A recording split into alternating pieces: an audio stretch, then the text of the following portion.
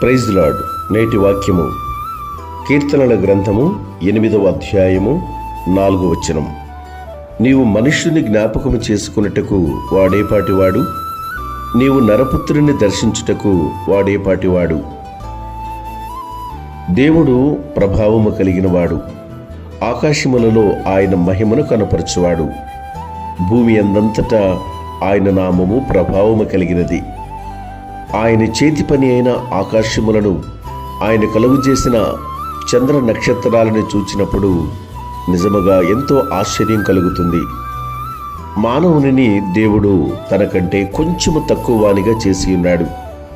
మహిమా ప్రభావములతో వానికి కిరీటము ధరింపచేసి ఉన్నాడు. ఆయన చేతు పనులన్నిటి మీద అతనికి అధికారం ఇచ్చి ఉన్నాడు.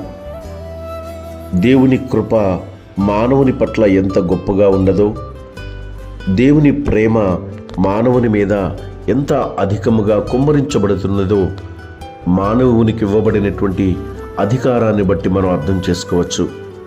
కాబట్టి కొంచెమే తక్కువ వానిగా చేయబడి ఉన్న మానవుడు దేవునికి భయపడి లోబడి ఆయన పట్ల విధేయత చూపుతూ ఆయన మార్గములో నమ్మకముగా జీవించాలని దేవుడు కోరుకుంటున్నాడు.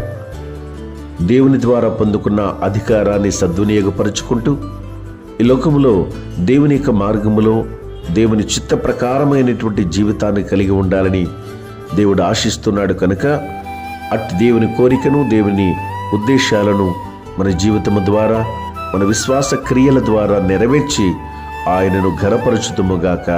ఆమేన్.